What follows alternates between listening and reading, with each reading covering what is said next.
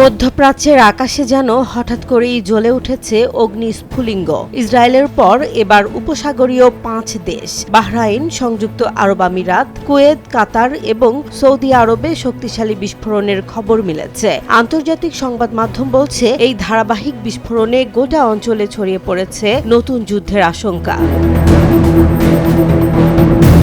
বার্তা সংস্থা রয়টার্স জানায়, বাহরাইনের রাজধানী মানামা ও জাফা এলাকায় বিকট বিস্ফোরণের পর আকাশে ধোঁয়ার কুণ্ডলী দেখা গেছে। উল্লেখযোগ্যভাবে এই এলাকাতেই রয়েছে মার্কিন নৌবাহিনীর গুরুত্বপূর্ণ ঘাঁটি। দেশটির স্বরাষ্ট্র মন্ত্রণালয় জরুরি সতর্কতা জারি করে নাগরিকদের নিরাপদ স্থানে আশ্রয় নেয়ার নির্দেশ দিয়েছে।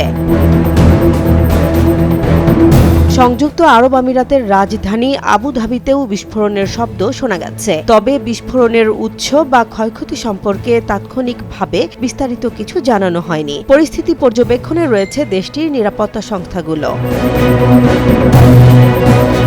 কাতারের রাজধানী দোহায় একাধিক বিস্ফোরণের শব্দ শোনা গেছে বলে জানিয়েছে আল জাজিরা। এর আগে কাতারের প্রতিরক্ষা মন্ত্রণালয় দাবি করে, ইরান থেকে ছোড়া সব ক্ষেপণাস্ত্র প্রতিহত করা হয়েছে। কুয়েতেও বিস্ফোরণের শব্দ শোনার পর দেশ জুড়ে সতর্কতা সাইরেন বাজানো হয়।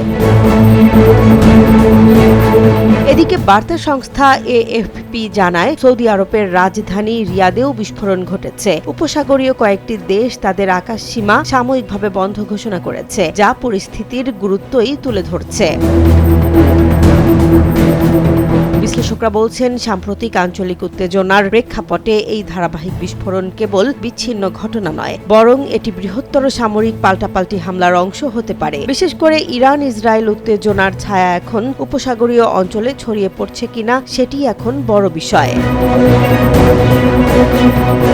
এক রাতের ব্যবধানে উপসাগরের 5 দেশে বিস্ফোরণের ঘটনা মধ্যপ্রাচ্যকে নতুন অনিশ্চয়তার মুখে দাঁড় করিয়েছে। পরিস্থিতি কোন দিকে মোড় নেয় তা নিয়ে আন্তর্জাতিক মহলে গভীর উদ্বেগ তৈরি হয়েছে। আপাতত সংশ্লিষ্ট দেশগুলো সতর্ক অবস্থানে রয়েছে। জেসমিন জাহান, নিউজ ডেস্ক, জনবাণী।